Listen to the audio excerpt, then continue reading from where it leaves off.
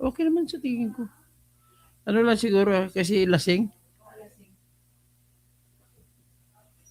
Na magkasugat-sugat. Ay, magandang gabi po. Malapit na mag-alas 12, kaya ang tawag natin sa ngayon ay vlogging sa hating gabi. So, ang ating pag-usapan ay yung mga kabubuhan. Kabubuhan ng ating opisyal. At ang lahat ng kabubuhan ito ay nagsimula sa kagustuhan na matanggal si Sara Duterte. Kaya bago lang lahat yan, manayas ko muna patugtugin yung tinatawag na musika natin. Ano ba yung musika natin? Ito.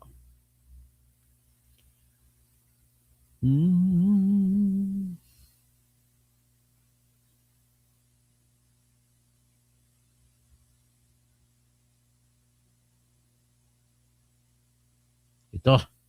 Si Sara Duterte kasi siya naman ang sintro ng lahat eh. Sara, Sara, wala nang iba. Sara, Sara lang pag-asa. Sara, Sara, siya lang makapakulong. Mga kontraktor ubusin niya. Si BBM Sandro ikulong niya. Si Tamba Zaldi ikulong niya. Tapang at malasakit ibalik para bayan ay manahimik. Durugin ang sindikato sa korte, sa DPUA, sa DS Void, sa Philippines. Okay. So ngayon, patugtugin muna natin yung favorite song natin ng ating channel. Ito po ay Toto Kausig Terador. Ito laging sinasayaw ng aking apo.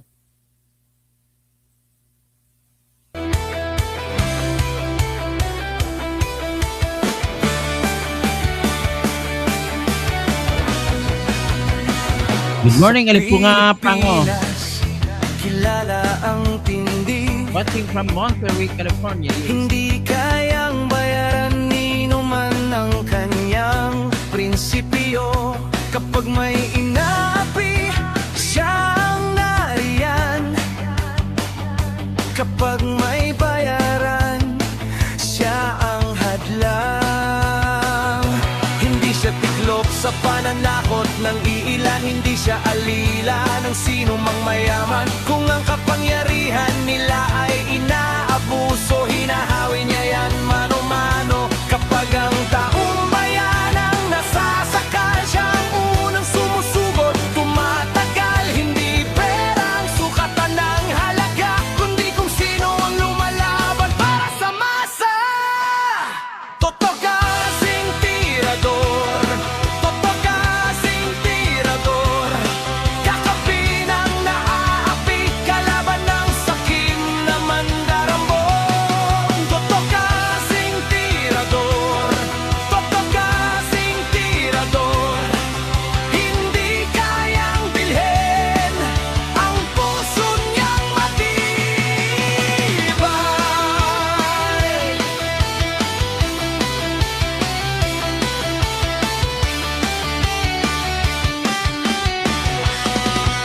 Ansargoro. Mga magnanakaw sa pondo ng bayan, Si Ansargoro, si Bonggoro ba ito? nanginginig kapag siya ang Mafia kagawin ko yung mga pagare. nandyan.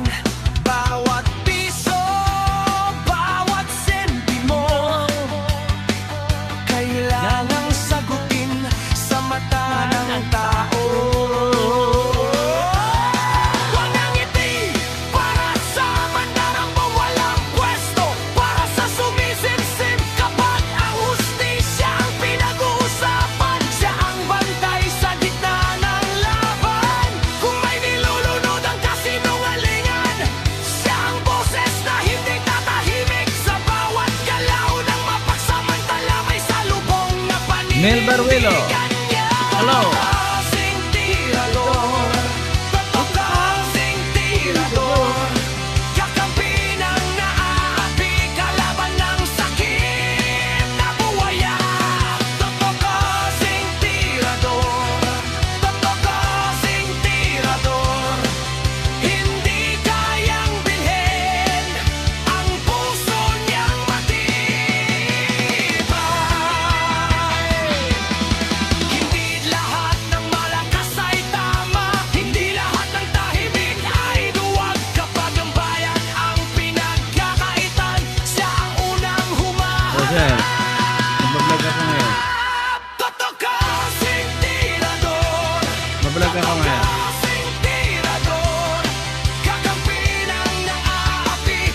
Nagbablog ako.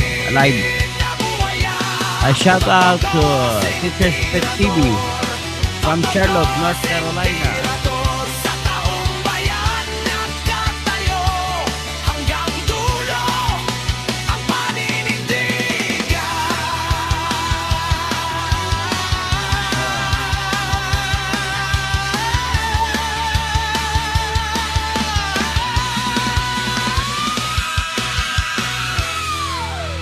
Okay, ladies and gentlemen, magandang umaga. Ito po ay vlogging sa ating gabi. At ang ating pag-usapan po ay mga kabubuhan lahat na umiikot-ikot sa kagustuhan na matanggal si Sara Duterte bilang Vice Presidente. Yan lamang po ang ugat ng lahat ng ito. Pero ang problema, nakipagkumpetensya sa lakas ng hatak itong flood control project. Yung flood control project po, mga kababayan ko, ito po hindi ordinaryong usapin. Ang usapin po nito ay nagsimula sa isang salita. Mahiya naman kayo. Ang problema lang sa mga salita niyan, diyan mo makikita ang pagtatago ng mga katotohanan. Na sa likod ng salita na yon, ang tunay na salarin ay yung mismo, wala nang iba kundi yun nagsasalita mismo. Napatunayan natin yun sa mga malay-maleta na mga hinatid ng mga Marines, malay-maleta na mga hinatid na sina ayon din kay Saldico. Ibig sabihin, hindi lang po mga Marines ang nagsasabi ng maleta. Tanda natin, unang-una nagsasabi tungkol sa maleta ay si Saldico. Napakarami. Kumbaga, nag-follow up na lang yan ang mga Marines at nagdagdag ng maleta. Tapos, pumasok bago ang mga 18 Marines, pumasok muna yung isang Marine na si Gutesa. Pero balita ni Mike Defensor, si Gutesa ay baka patay na. Yun pinaka-problema nila. Sana hindi naman mangyari. So, ngayon, ating ituloy mo ng ang ating vlogging patungkol naman sa mangyayari. Alam mo, mga kaibigan, sigurado daw lilitaw na bukas ang 14 na Marines, bagong Marines. Nak ng wedding. Wala. Ito po ang dahilan kung bakit talagang pilit nila pinipigilan ang mga paglalatag ng mga katotohanan ng walang iba kundi ang tanging blue ribbon ng bayan na walang iba kundi blue ribbon ni Marcoleta at saka ni Pia Cayetano. So, yan, ano pa ba ang idadag natin dito? Meron pa pong isang mga 7 na lalabas, dagdag niyan. So, ilan na? Magiging 18 plus 14, that would be 42 plus 7, 49. Naku naman, ang hirap naman ito bibigyan. Alalahanin mo, 103 na Marines ang kinuha ni Saldico na magde-deliver para sa kanya. So kung ganun po, ano ang mangyari niyan? Di lalabas kayo, magiging tama yung ang nawala ang alin. Hindi naman nawala kasi siguro lumipat kasi ibang channel. Problema ko do.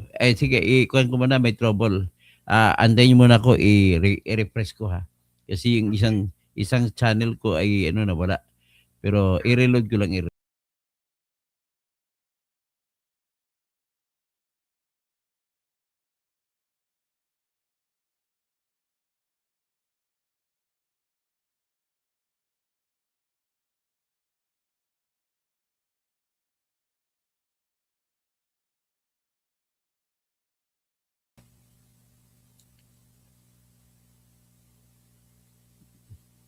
parang hindi pa rin pumapasok itong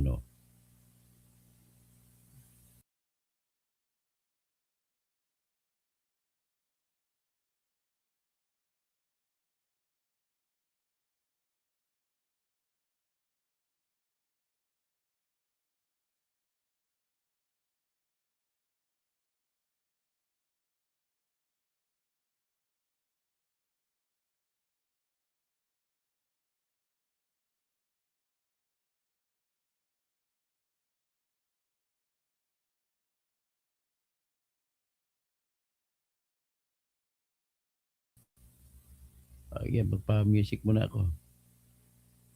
Habang inaayos ko, magpa-music muna ako.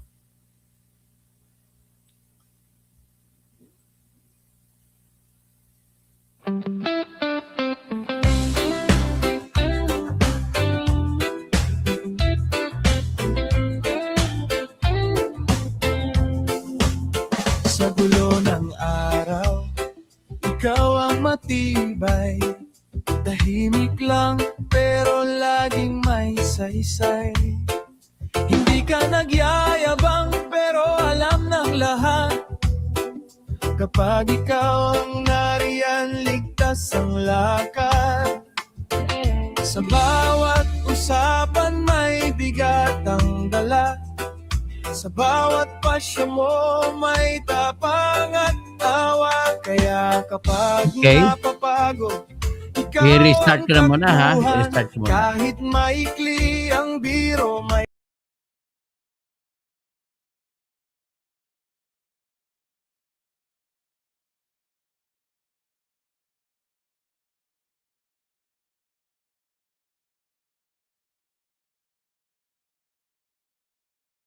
Tayo, lipat na lang kayo kasi ang isang Facebook line ko ay mukhang na-cut. So, doon na lang kayo sa ibang Facebook ko o di kaya lumipat na lang kayo sa Twitter ko. Okay, diretso tayo. Nasaan na ba tayo ngayon? Una, yung kasi kabubuhan ni ang tinatawag natin na si Jerbil Lucarit Luestro.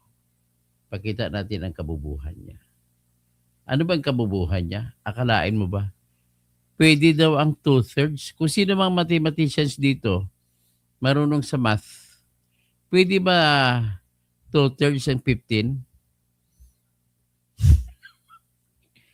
Kailangan ang 2/3 na dami ng senador. Pwede ba maging 15 ang 2/3 ng dami ng senador para bumuto na guilty si Sara? Okay, paliwanag ko kung pwede o hindi. Dito natin makikita kung gaano kagaling o kabubo yung ating mga binuboto. Ito po, si Entra Jerbel Lucarit Luestro.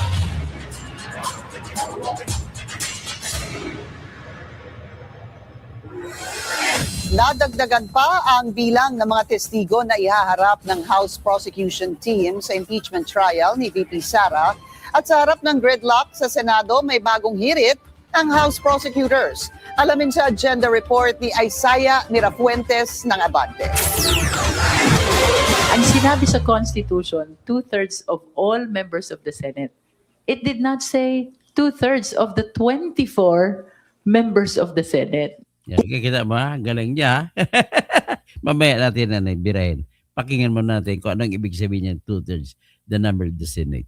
Kung si House Lead Prosecutor at Batangas Representative Jervil Luistro raw ang tatanungin, hindi na dapat 16 ang required number of votes para ma-convict si Vice President Sara Duterte. Sang-ayon dito, sina San Juan Representative Bel Zamora na miyembro rin ng prosecution team at House Trial Spokesperson Representative Zia Alonto Adjong. Ayon din kay Luistro, hindi na dapat payagan pang makaboto si Senator Jinggoy Estrada. Well, under the Plunder Law and the Anti-Graft and Corrupt Practices Act, when the public officials are charged as such, they are suspended from becoming a member of the Senate. Saan makakita ng batas na yan? Wala pong batas na ganon. Nag-side-set. May problema kasi pagbubo sa batas, yan ang problema ko eh. Wala pong batas na ganon. Is there a law suspending a senator if he is facing non-bailable case? Wala akong alam na batas na suspendido ang karapatan ni Jinggoy kung may kaso siya.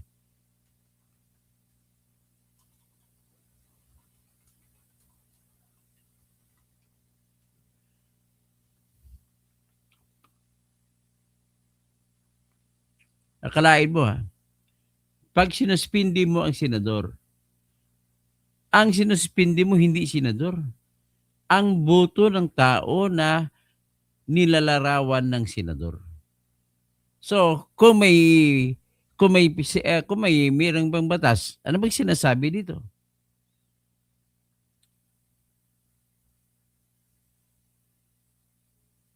Okay, may sinasabi shall be suspended from office. Okay, hindi ako agreeable sa batas na yan.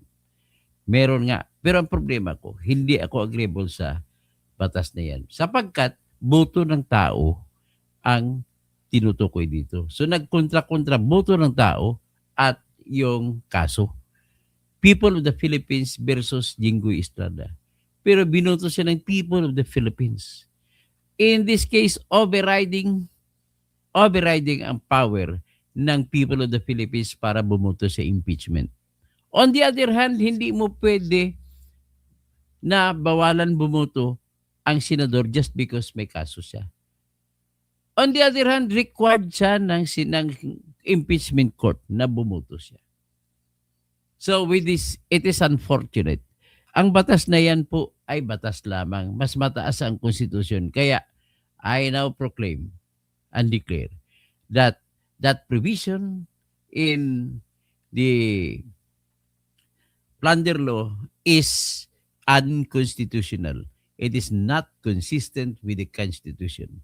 Even if it is mandatory, it is only applicable to persons who are not elected as senators and who are performing a mandatory constitutional obligation. Kasi walang pwedeng pumalit sa kanila eh. Pwede lang ito mag-apply sa mga tao na may pwedeng magiging acting na magiging kapalit. To vote for or against a respondent in an impeachment trial, one cannot even say that he will inhibit. Kahit sino, bawal ka mag-inhibit sa totoo lang. Kailangan silang bumuto at hindi pwede palitan sila. At no other person can replace them. So ngayon, let us put the situation. Magtatanong ako kay Attorney Topacio na aking abogado. How can it be possible for us to say that the plunder law is valid if it occurs, kung nangyari, nagkakataon na siyam ang nakasuhan ng plunder sa senador, siyam na senador nakasuhan. Kung siyam na senador na nakasuhan, kulong sila lahat. At kung kulong sila lahat, suspended sila. At kung suspended sila, hindi sila makaboto. So ngayon, ang kailangan para makonvict si Sara Duterte ay 16 na boto. Tanong, ilang boto ang kaya nila na maximum makukuha kung ang siyam ay nakakulong? Hindi na siguro kailangan magaling ka sa math. 9, ang 24 na Senado ay bawasan mo ng 9, anong matitira? 15 votes lang. So, dinipit, tinalo ng batas na simple ang ating konstitusyon. Napaka salabagan. Alaikum assalam, Amin Mutalib. Dito nyo nakita ngayon. Naawa lang ako kay nagsiself-destruct lagi ni si Attorney Palsis. He's a product of University of the Philippines College of Law. So, ibig sabihin, I now find out, kahit produkto ako ng Mindanao State University at pamantasan ng lungsod ng Manila, siya naman produkto ng University of the Philippines. Pare-pareho, all is fair in the name of disbarment. Kaya, ang sabi ko sa iyo, falsus in unos, falsus in omnibus, Attorney Palsis in unos, ay tumahimik ka na sa kadada ng bibig mo. Kasi ang problema mo, pag magdada tayo, hindi mo napigilan magsalita ng nakaka-bulgar na hindi bagay. Ang problema nung kasi, nagsalita ka ng bulgar, parang ano bang sinabi ni Palsis? Ang sinabi niya kasi, ang kapatid niya si Nico Palsis ay kinasuhan ng manager ni Chris Aquino ng criminal case. At ang criminal case na kinaso ay parang pinapalabas na nagnakaw ang kapatid ni Attorney Palsis. So nagalit si Attorney Palsis kasi puro mga dilawan ang kumaso laban sa kapatid niya. So binira niya mga dilawan gamit ang bulgar na salita. So because of that, itong Supreme Court natin, wala tayong magagawa. Ganun talaga sila. Ang problema kasi sa Supreme Court natin, just because of the vulgar word uttered by Attorney Palsis, na nagkataon lang naman he was only exercising his freedom of speech. Bakit naman ang Supreme Court natin? Ako, biktima rin ako niyan. Kaya nasuspendido din ako bago ako na disbarre. Just because also of an equivalent vulgar word. Yun lamang po ang ano namin. Halos parallel ang kaso namin ni Attorney Palsis. Pero ang advice ko lang sa kanya, coming from me as an experienced person in that particular respect, siguro, pero mahirap kasi kapag ugali mo na magsalita ng gano'n eh. Anyway, try your best na even matigas ka magsalita, walang problema yon. Kahit sumisigaw ka pa, walang problema yon. Ang problema lang ay yung vulgarness ng salita na ginamit mo. Although, minsan, dapat siguro, minsan, make it a point na kung makapagsalita ka ng vulgar na isang bagay, Attorney Palsis, ay mag-sorry ka kagad. Immediately, right after saying it, sorry kagad. Yan ang mga tinatawag na unguarded moments natin eh. So ito nga dapat nga ito ang abogada na si Chequan, si Luis Tru, dapat i-disbar din ito. Akalain mo magsasalita siya na pwede daw pwede daw 15 na lang votes kasi suspendido ng mga senador. Kung suspendido, hindi na may bilang. So ang gusto niya 15 votes. Kanina, sinabi ko hindi pwede ang 15 votes. Pero mamaya papaliwanag ko. Ito ngayon, ang katwiran niya ay pwede raw suspendido daw ang opisina ng tao kapag siya ay may kasong plunder. Ang sagot ko, unconstitutional yan because it does not apply to senators, elective officials, na mga senator ay gumaganap ng constitutional duty. Dapat bumuto sila. Paano sila makabuto kung nakakulong? Ganun na kasimple. So, obviously, there has to be a decision by the court declaring that this particular provision is against the Constitution or unconstitutional. It is because like this. Ulitin ko pa, sa mga pakikinig sa akin, mga abogado, mga judge sa ngayon, alam ko marami mga taga-Cebu ng mga justice sa Court of Appeals, kay Justice Ding, Dancing, no? Ganito po ang aking view on the matter. Unconstitutional siya in the sense na sa duties ng pagboto sa impeachment court, wala silang kapalit, sila lang ang pwede bumoto. For or against the respondent, sila lang ang pwede bumoto. So dahil wala silang kapalit, at sugo din naman ito ng pinakamataas na batas, which is the Constitution, na bumuto sila. In other words, halimbawa, ang utos ng ating Constitution sa Article 11, Section 3, Paragraph 6, na kailangan bumuto ng 2/3 ng lahat ng senators. So paano pa ngayon maaabot ang 2/3 na 16? Kung ang nasuspindi na kinasuhan ay umabot sa 10. So 24 minus 10, that is 14. So how can you now achieve the 16 votes? Talagang sinadya ito ginagawa ni Boying. Ang purpose nila ay para bababa yung threshold. Akala nila, ang inisip na pag mababa na ang senator na bilang, doon na magbabase sa 2/3. Hindi po pwede. Ngayon, kung gano'n ang ginagawa nila, sila mismo ang pumatay sa kanilang gustong mangyari. Gusto na mangyari, iko-convict si Sara. But in conviction, the Constitution is very clear in Article 6, Section 3, Paragraph 6, that a vote of 2/3 of members of the Senate is needed to convict Sara Duterte. Ngayon, kung binawasan mo, siyam na ang pinakulong mo, kinasuhan mo lahat ng plunder, ang natitira ay 24 minus 9. That is 15. Pwede mo ba magamit ang 15 pambuto pang mag-convict lahat kay Sara? No way. That will give Sara a weapon na pupunta siya, tatakbo siya sa Supreme Court at hindi siya matatanggal hanggat hindi pa nagdesisyon ng Supreme Court. Habang inaapila ni Sara Duterte.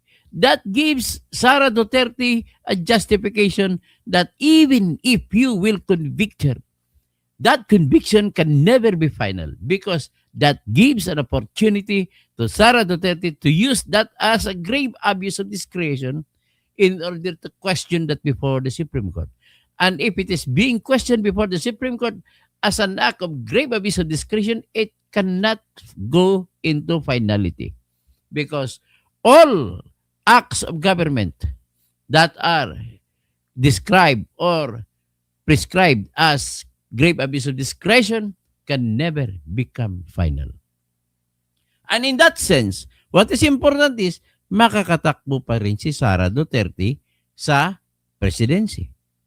So ngayon, sa 2028, granting ngayon, pending ngayon, na-convict, assume na lang natin, na-convict si Sara ng 15 votes kasi yan ang gusto niya mangyari.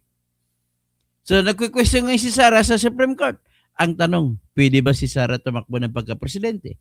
The answer is, yes, she can in all respect. In all purpose. Pwede siyang tumakbo. Pag tumakbo sa ngayon, ano mangyari? Di question nila sa COMELEC ang qualifications niya because he was convicted by the impeachment court. Ano mangyari? Di magdedesisyon ng Supreme Court because it is not yet final, then that disqualification case is premature.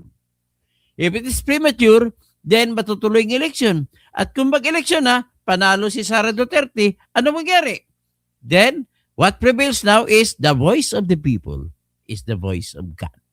You can never defeat Sara with the voice of the people heading for her. Ganun po ang mangyayari. Okay? So ngayon, yan po ang pinaka-problema ninyo. Sinasabi ni Joey Nadal, bulag daw sa katotohanan na itong abogadong ito.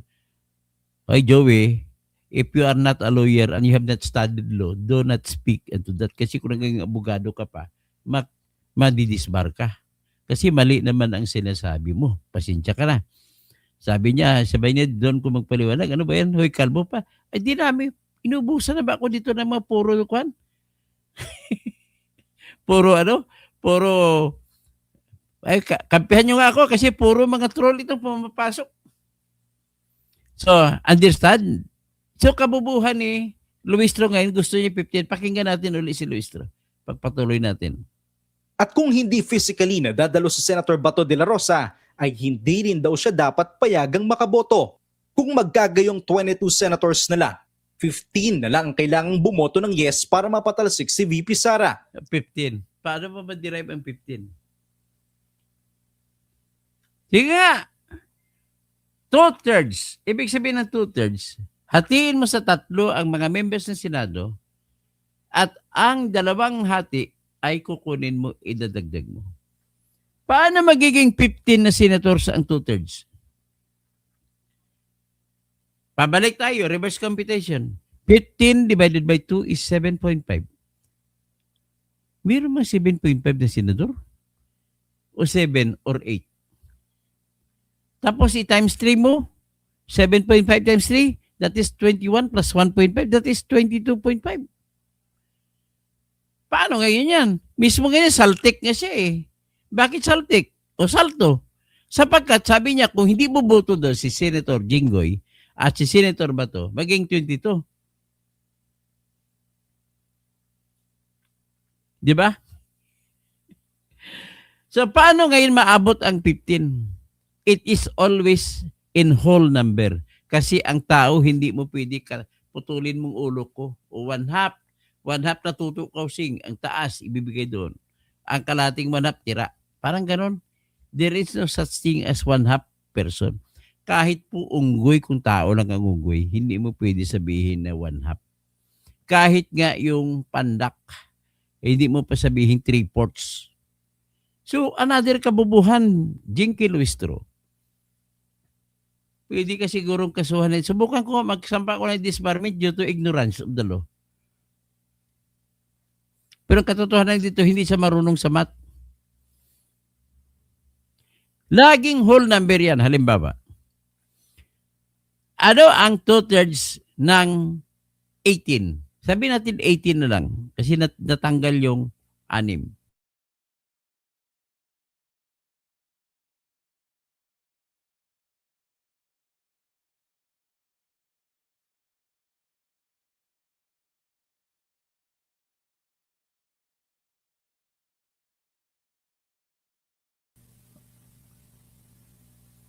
O, pasensya na kayo ha, tinanggal na naman ako. Dami talaga umatake sa akin. Nakabalik agad ako. So, ganito po yun. Ang 18 divided by 3 is 6 times 3, 18, di ba? So, ibig sabihin, 6, 6, 6, 6. Ngayon, ang dalawang tatlo na yun, ang dalawa sa tatlo na yun, ang 2/3. So, 6 plus 6, 12. Buo ang tao, 12. Yan ay kung 18. Ngayon, tingnan natin kung 19. Ilang buto ang kukunin? Divided by 3 mo ang 18, 6. Iba isa ka pa na remainder. Divided by 3, 1/3. Hatiin mo sa tatlo ang tao. Hindi pwede. So ngayon, pupunta ka dun sa whole number lagi. So ano magiging 7 siya? Hindi pwede 6, pwede 7. So 7 times 3, that is 21. Ngayon, 19 lang ang senador na pwedeng bumoto. 21 lang ang pwede kasi whole number. So, imposible po mangyari na ang 2/3 ay less than 16. Kaya nga dinisinyo na yan ng ating batas na ang 16 ay talagang whole number yan. At hindi mo pwedeng bilangin ang kalahati ni Attorney Kausing lang. 1/2. Hindi po pwede. O ngayon, tingnan natin kung 20 ang botante na senador. How can you divide 20 by 3?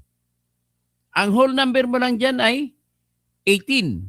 So, 18 divided by 3 is 6. Tapos may sobra kang dalawa. Paano mahatiin sa tatlo ang dalawa? 2/3 yun.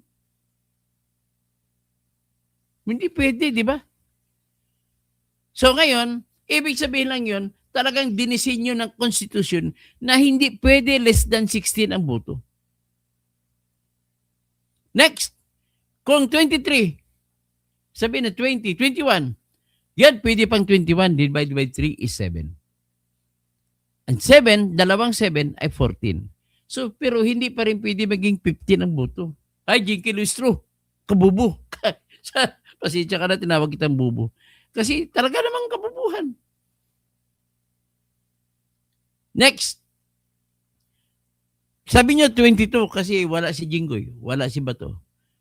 My question is, how can you divide 22 by 3? Which that will produce a whole number. Wala. Kasi 22 divided by 3, ang divisible lang is 21. So divided by 3, that is 7. May isa ka pa natira. 1 divided by 3. 1/3. So ibig sabihin, 7 and 1/3. So times 2, 7. Bale 14 and 2/3. Wala namang tao na 2/3. Diyan po, there you see the kabubuhan ni Jinky Luistro. At dito rin natin makikita yung katalinuhan ng ating mga framers ng Constitution. Na pag sinabi niya 16 votes, 2/3 ay 16. 16 lang talaga. 2/3 lang yan. Sinabi lang language, 2/3 of all the members of the Senate. Ang sabi ni Jinky, hindi naman sinasabi ng all ay 24. Yes, you're correct. Pero i-explain ko na, kung malabo ang gusto mong pipiliin, you have that burden to prove that you are correct. You have to read the Constitution in an ordinary manner. At ang verbalehes, ibig sabihin verbalehes, kung ano ang tingin mo sa plain explanation, that should be given as the interpretation that is correct.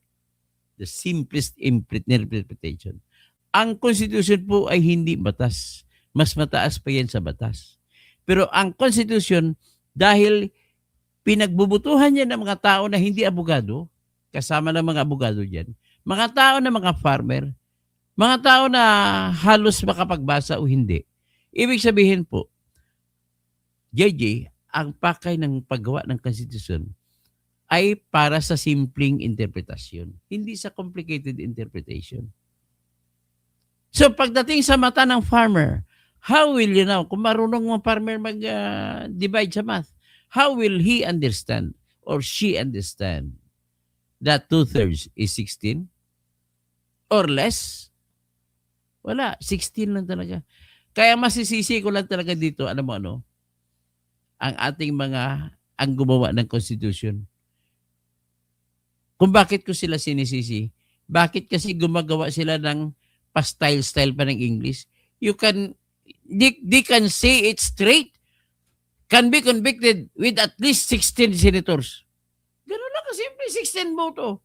Bakit mo ginawa pa 2/3? Ang labo nyo talaga. Tapos, sa Section 16, Paragraph 1 ng Article 6, nagsasabi, the Senate President shall be elected by the majority of all senators. So, para wala ng gulo, yung mga sumulat na mga akala mo magagaling sa English, mga putsang ka, punyeta kayo ng mga style pa kayo, dapat simpleng English lang. Adi kayo, Tagalogin na lang ninyo. Pwede rin sa salitang Maranao. Matao man po sa Pitiro Maranao. Salitang Ilonggo, salitang Kapampangan. Mas maganda pa yan kasi alamin namin. Salitang Tagalog. In English nyo pa, tapos style pa kayo. Gusto nyo, you must be an English writer that is very good at literature. Tapos style natin, mahilig tayo mag-figurative speaking. Pwede natin, bilisan mo ang pagpatakbo. Sasabihin mo pa, step on the gas. Anong step on the gas? Kung Amerikano ka, ibig sabihin step on the gas. Tapakan mo pa yung silinyador para bumilis ang takbo. Bakit hindi na lang tayo mag-adapt ng mga example ng mga let us speak in the simplest form of language? Bakit ano namang mga dialect o lingwahe? Simple-simplihin na lang natin. Kagaya nan, kung sinulat na sana na wala na sanang gulo eh. The respondent in an impeachment proceedings shall be convicted by a vote of at least 16 senators. Wala na sana problema. Di ba?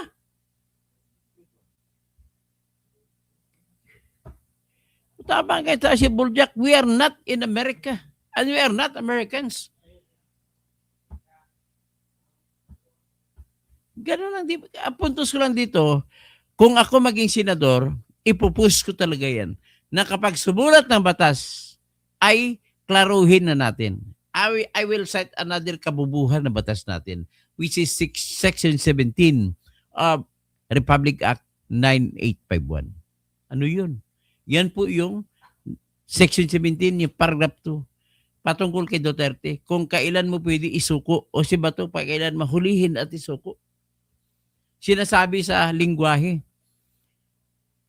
in the interest of justice, sa ngalan ng katarungan, pwede rin magpariwara o pwede rin magpaubaya ang Pilipinas kung merong ibang mga bansa o mga korte na internasyonal na naglilitis o nag-imbestiga sa isang kaso na mga krimen kagaya ng crime against humanity, genocide, war crimes, pwede paubaya kung nakapag-umpisa na sila ng kaso. Yan ang sinasabi sa batas natin.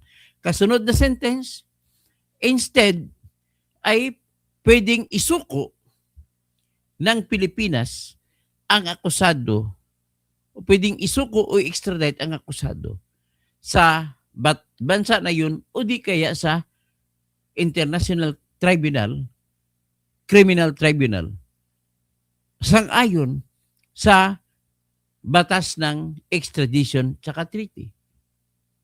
Akalain mo, pag tiningnan mo sa English, instead, the Philippine authorities may surrender or extradite the person concerned in accordance with extradition laws and treaties. Diyos ko, tiningnan mo ating constitution. sa ating Section 2, Article 3, na nagsasabi, walang sinumang tao ang pwedeng arestuhin sa warrant of arrest kung hindi ito pinalabas ng judge na mayroong probable cause pagkatapos na mausisa ng judge ang mga testigo, mga complainant laban sa kanya. Yan ang pagkasalita. So paano mo ngayon may isisigo ito sa ICC warrant of arrest na hindi duman sa ating local na judge? Dapat gumawa na lang sila ng eksaktong lingwahe. Sabihin nilang nila, instead, the authorities may opt to surrender the accused by means of availing of the rules of extradition. Ganun lang kasimple. Bakit pinapahirapan pa? Yan ang problema ko ng mga lingwahe, ng mga gawa. Kuno magagaling sa English ang gumagawa ng mga writer, ng mga senador niyan, saka congressmen. Kaya nagkakabubu-bubu. Alam mo naman, marami naggagaling-galingan, bubu. Magbebendalo pa. Patay tayo dyan. Pakinggan, tapusin natin si Jinky Luistro.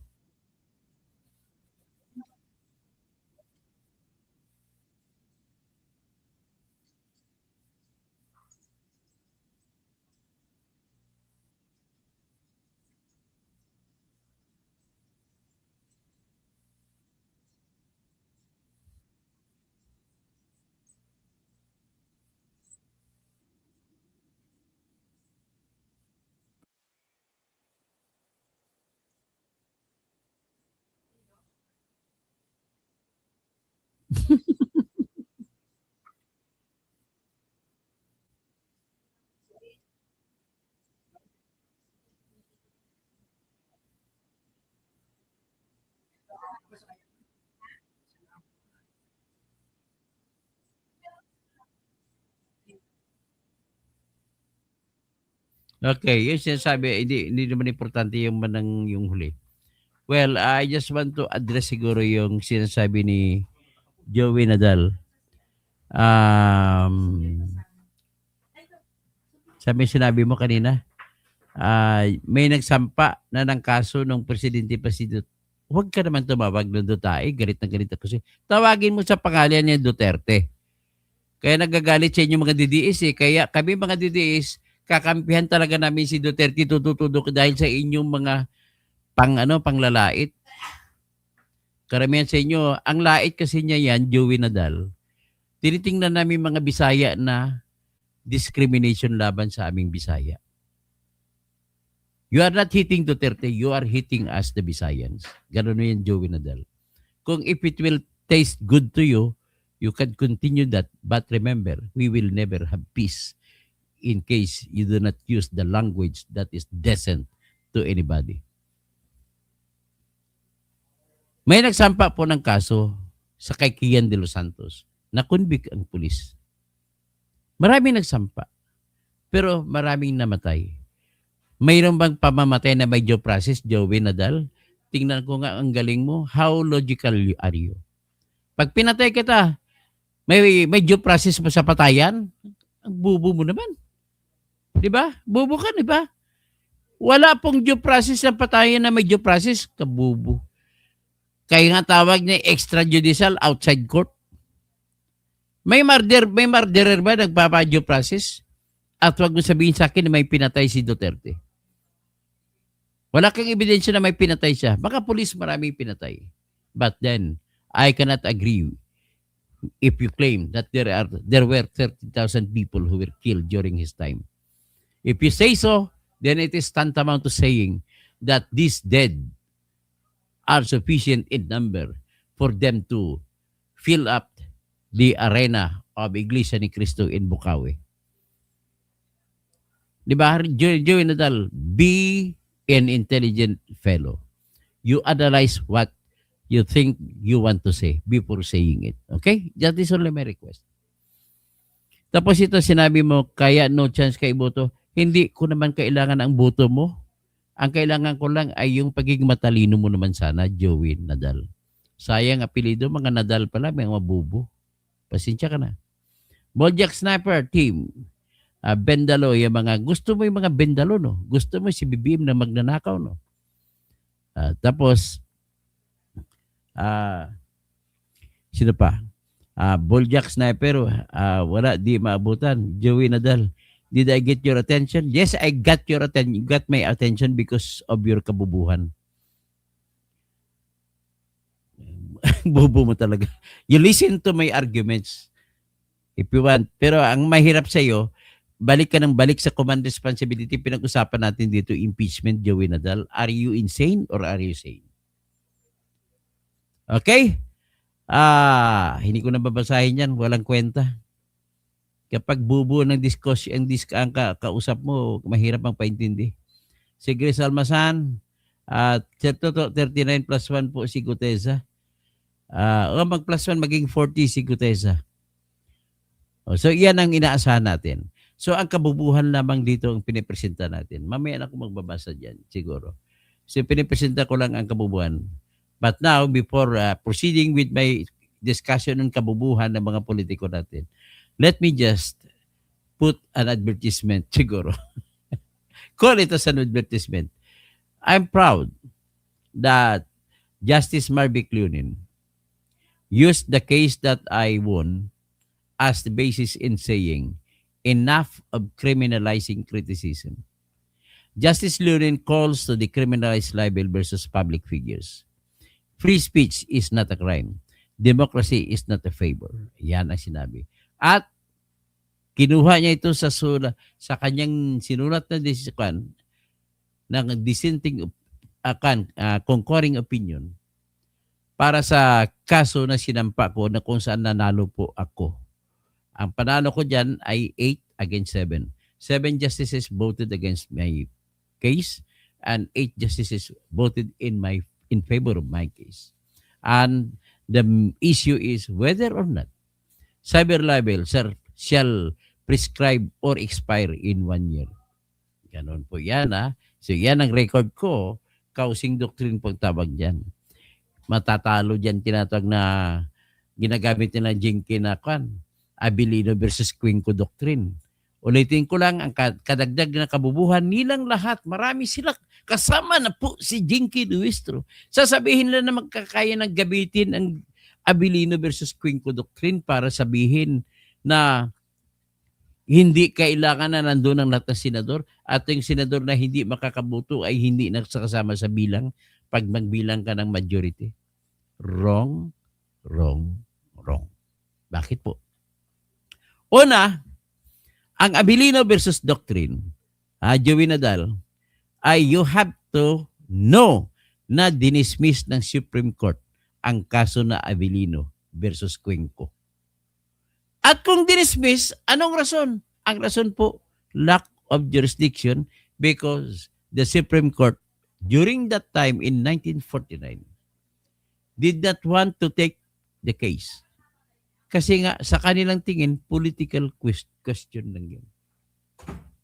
So because of the fact that the case was dismissed by reason of lack of jurisdiction, any pronouncement in a case that was dismissed due to lack of jurisdiction cannot give rise to any doctrinal value for any pronouncement in that particular case. So, bawal po or hindi totoo or mali ang pagsabi na mayroon tinatawag na Abilino versus Mariano Quinco doctrine. Maling-mali. Okay?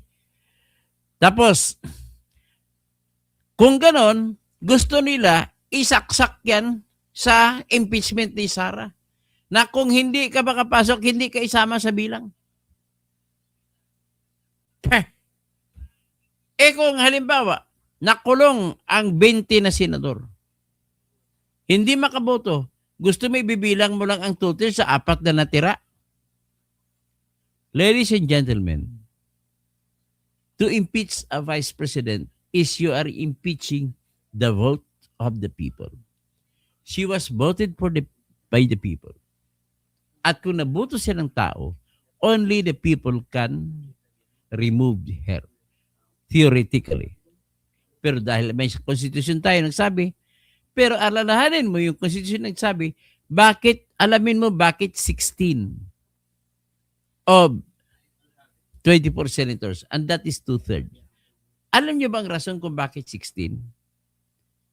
16, each senator won in election. At bawat senador ay may constituent na kanilang nire-representa. Kaya sila nanalo. At kung bawat senator ay may constituent nung sila'y nanalo, ibig sabihin po, lahat ng senador ay may mandato galing sa tao na bumuto. Alin ang mas mataas?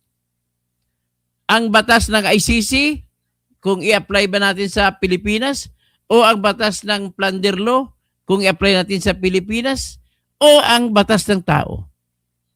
Ang batas ng tao ay boses ng Diyos.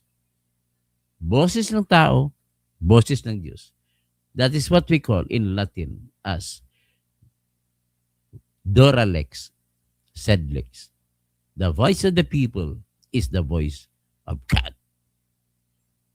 So, ibig sabihin, if I were Jinggoy Estrada, I will direct my lawyers to file a motion to allow me to attend Senate hearing and vote therein in all issues.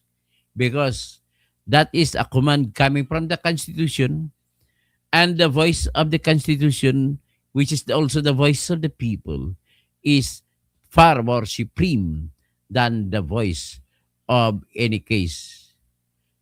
It is inconsistent to say the voice of the people in favor of Jinggoy when you, on the other hand, looking at the situation wherein the people of the Philippines theoretically is filing a case against Jinggoy. So it will be people of the Philippines versus Jinggoy against the people of the Philippines who voted for Jinggoy. So to harmonize the problem, the Sandigan Bayan can issue an order allowing Jinggoy Estrada to attend the impeachment trial on the ground that it is a higher law or a law higher than Plunder Law, Republic Act 7080, that says that any person or officer accused in that case is suspended from office. To me, that applies only to to officials who are not elected. It does not apply to persons who are elected, because by doing so, the court or the law itself is depriving the voice of the people, depriving the people to make their vote, the people they voted for, to make them stand on for them. Dito, dinis-enfranchise na ngayon ng korte ang tao sa participation ni Jinggoy sa impeachment court. Kaya, wala akong pakialam kung may kaso sila, dapat managot sila kung may kasalanan sila. But then, while they are not yet convicted, kailangan muna, papayagan muna sila na bumuto at i-fulfill nila ang kanilang trabaho bilang senador. Mahirap pang gawin yon? Siguro it depends on the kind of arguments na i-argue ng abogado nila. But then, kung nakarinig kayo sa akin, nakapagbigay na ko ng ideya sa inyo na dapat during hearings, bitbitin ng BGMP si Jinggoy doon sa Senado. Pero this time, hindi na naka-BGMP nakadilaw. Kundi, pwede naman dilaw pero Amerikana. O di kaya Amerikana, tabunan lang BGMP na damit. Siguro naman pwede naman yan. After all, hindi pa naman guilty si Jinggoy. We do not know yet. Dalawang beses siya nanalo sa plunder case. Tandaan nyo yun, champion siya sa dalawa. Kung may pangatlo ba, ang tawag namin niya sa basketball, three-peat. Di ba? Kung dalawa lang, repeat. Pero magtatlo, three-peat. So am I doing any sense? I am saying this in order to enrich your thoughts. Kayo na nakikinig sa akin para pagyabungin kong inyong mga isip. Bahala kayo mag-continue na pag-iisip sa aking pinoprovoke. Provoking man ang aking ideya na binibigay sa inyo. But this will give you an exercise of your mind to make your mind open and awake and to accept all other idioms or all other systems that you are against that. Maybe that's the time for you to open your eyes and examine further whether your beliefs are correct or not. But this time, I will not relinquish my statement in saying that Jinky Luistro is a very, very, very the dumbest congressman o congresswoman I've ever seen. Sabihin ko lang sa English kasi mas magandang pakinggan ang dumb kaysa Tagalog na bobo, di ba? Kaya tingnan mo, pasensya na kung magsalita ka ng tete, pangit, di ba? Pero magsalita ka ng penis, ang gandang pakinggan, di ba? Pag magsalita ka ng pek-pek, pangit pakinggan, pero magsalita ka vagina, ang ganda pakinggan. Ganun lamang po. Okay, pakita ko lang inyong isang kabubuhan na ulit ko nakikita, nagbabalik-balik sa wall ko. Ito naman si Auntie Claire Castro. Napakagandang babae ito, pero nagiging tingnan mo naman. Wag po silang tawaging ex-marines. Dahil wala na po sila sa serbisyo. Natural, wala si ex. Nagalit tuloy si Iloy Bigbugri sa iyo. Ano pang iba? At least ito pa. Pakita ko naman sa inyong kabubuhan ng mga Gatchalian senators. Gatchalian Black. Ito si Gatchalian Black mga senators. So, kita nila Tingnan mo Pakinggan mo, sinabi nila, nagpa-picture pa sila kasama si Chis Escudero. Solid Black 11. Wala pa si Chis Escudero, Black 11. Peter Cayetano resign. Hinahamon na si Peter Cayetano resign. Tapos tingnan mo, ang mga reaction ng tao. 138,000 ang react. Sa 138,000 Duarte, ang 116 pinagtawanan na react. Hiling emoji na pinagtawanan. Ang nag-approve lang sa kanila, 13,000 lang. Ay, kabubuhan talaga. Ano pa? Ito naman, gusto ko lang ipakita na kabubuhan din naman ito. Bago tayo mag-out. Ito kabubuhan din ito. Bakit? Nakalagay po doon sa survey ng Pulse Asia, kung tatakbo head-to-head si Madam Leni at saka Madam Sara, 51% ang boto na makukuha ni Sara. Itong survey nito ginanap noong May 3 hanggang May 7, 2026. Kung bakit ko pinapakita ito? Kasi nakakita ako ng survey na 84% daw ay gusto mag-guilty si Sara. Duarte, kung gusto mo iboto si Sara, ayaw mo siya gusto maging guilty, di ba? O sino kayo totoo? Di ba pag kontra-kontra? Di kabubuhan na naman yun. Pagandahin nyo naman maayos ang survey ninyo. Okay? Ay, nako. Ito talagang buhay natin, Marami talagang, maraming bobo. Ito, si Madam Risa. Pakita ko rin kabubuhan ni Madam Risa Hontiveros. Ano sabi niya? Ano sabi niya? Si Madam Risa. Ito Si Madam Risa, hindi po lahat ng kriminal ay kriminal. Hindi po lahat ng adik ay adik. Tandaan po natin. Bakit mo tawagin kriminal kung hindi kriminal? Bakit tawagin mong adik kung hindi adik? Di lahat ng adik-adik. Lahat ng kriminal. Gano'n na kasimple yan. Nagpapakabubo naman ito. Ito. May bagong palabas si Saldico. Nire-remind tayo ni Saldico. Ano nang palabas si Saldico? Sa breaking news, Representative Saldico releases the top 51 government officials involved in the trillion peso flood control scandal. Number 1, Ferdinand Marcos Jr. Number 2, Lisa Aranita Marcos. Number 3, Sandro Marcos. Number 4, Martin Romualdez. Number 5, Yeda Marie Romualdez. Number 6, Julian Romualdez. Number 7, Saldico. Number 8, Boying at Janvic Remulla. Number 9, Lucas Bersabin. Number 10, Claire Castro. Number 11, Risa Hontiveros. Number 12, Tito Soto. Number 13, Ping Lacson. Number 14, Lauren Ligarda. Number 15, Rafi Tulfo. Number 16, Jervil Luistro. Number 17, JJ Suarez. Number 18, Don Gonzales. Number 19, Rods Gutierrez. Number 20, Jude Asidri. Number 21, Edwin Guardiola. Number 22, Benny Abante. Number 23, Terry Ridon. Number 24, Ace Barbers. Number 25, Dan Fernandez. Number 26, Zia Alonto Adjong. Number 27, Paulo Ortega. Number 28, Antonio Trillanes. Number 29, Akbayan PL Party Sendanya. Number 30, Kabataan Party List, Reneco. Number 31, ACT Teachers Party List, Antonio Tino. Number 32, Gabriela Party List, Sara Ilago. Number 33, Laila Dilema. 34, Janet Garin. 35, Stephen Jan Paduano. Number 36, Johnny Pimentel. Number 37, Joel Choa. Number 38, Alfredo Garbin Jr. Number 39, Roland Valeriano. Number 40, Lordan Suan ng Cagayan de Oro. Number 41, Romeo Acop na nasa kabilang langit na. Number 42, Jefferson Kunghon. Number 43, Romeo Browner Jr. Number 44, Nicolas Torre III. Number 45, Romel Marbil. Number 46, Larry Gadon. Number 47, Arlene Brosas.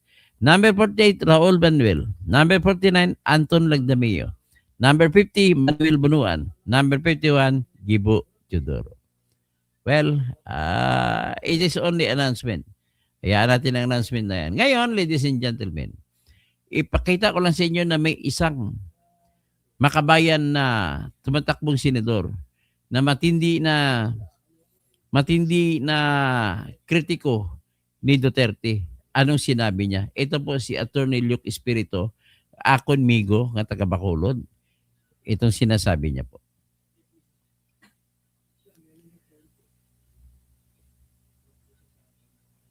Amount? Yeah. In terms, Yan. mas corrupt si Marcos in terms of amount, Yeah, in terms of kung ano ang role niya sa budget process, exactly. of hundreds of billions, Yes. ito hundreds of millions. Now, I think yung pinaka naging question dito, bakit tututok kay Sara Duterte, relatively mas insignificant yung mga binabato sa kanyang case of corruption. Ito mas serious yung kay Marcos. Kumbaga, based on emphasis, why is it na hindi mag-emphasize kay Marcos? Mas corrupt si Marcos in terms of amount. Yan ha. Sinabi na talaga na dapat ang kinaso na impeachment dapat si Marcos. Bakit si Sara? Ang liit na naman kay Sara kung yung para mo. Ito. Papakita ko yung ladies and gentlemen. Alam mo nagpalabas ng order utos kanina si BBM na magkaroon ng special session ang Congress. Alam mo yung target doon? Para magkaroon ng special session sa 17, June 17. Para, kasunod doon, mapipilitan ngayon, pipilitin nila si Joel Villanueva kasi dadalo siya na bubuto pang 13 na senador para sa pagiging speaker ni Win Gatchalian. Okay, bago dyan, nais ko lang sabihin, bakit si Win Gatchalian ganun? Parang galit siya sa mga Duterte. Ito po ang dahilan. Sa panahon ni Noynoy Aquino, merong proyekto ang mga Gatchalian family, the Plastic King. Mga plastic na tao, no? Ang proyekto nila, magkaroon sila ng tinatawag na reclamation waterfront bay. Parang hotel, resort, lahat. Kasosyo niya rito si Isko Moreno. Ang gagawin nila, magtatabon sila ng lupa, reclamation. Alam mo saan ang parte ng dagat ng Manila Bay? Doon po sa likod ng Quirino Grandstand ng Manila Bay. Tatawid yung mga lupa, papunta ron po, tatawid pa, lampasan pa po ang Manila Hotel. Hanggat sa dulo ng South Harbor, doon nila ipapatong ang lupa.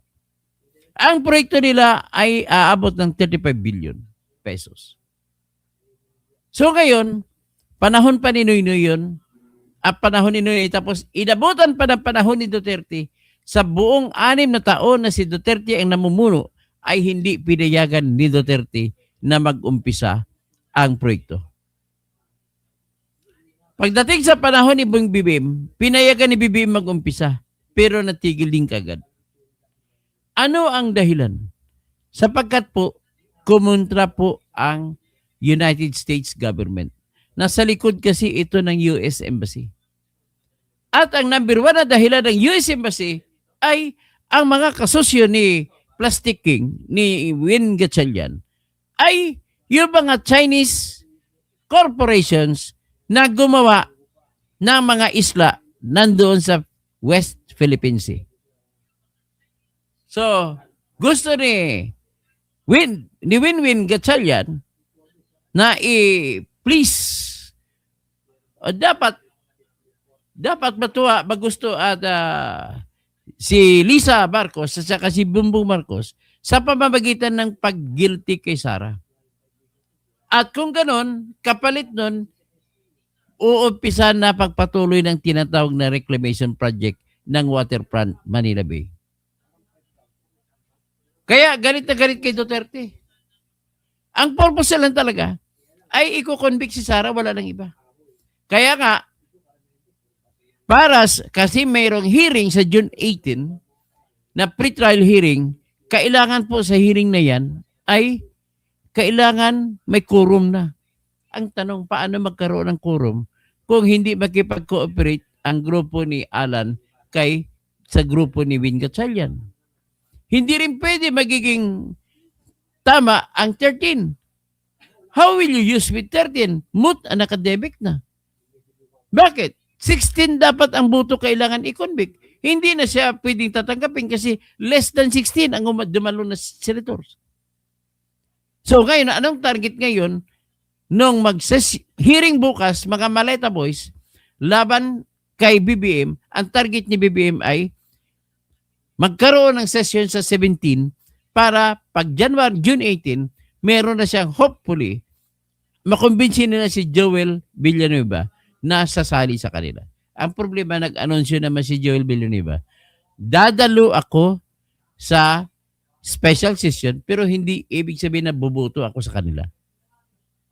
Yan. Okay, hanggang dyan, magandang umaga po. Vlogging sa umaga. Ito po si Toto Kausing Tirador. Toto Kausing Tirador. Si Glenn, tapos si Joey na pasensya ka na Joey ha, na sabihan tuloy kita ng wag mo na ng academic discussion lang yung pasensya ka na. Okay, okay, ayan na naman, hindi kita sasagutin hanggat hindi mo babaguhin ang pangalan. Gawin mo Duterte. Sasagutin kita, hindi Dutay, ha? Please lang. Okay, hanggang dyan na lang. Richard Chan. Hi, Katoto. 8 p.m. time watching from Kuwait. Okay. Salamat. Si Joey Nadal. Okay, Joey, ha?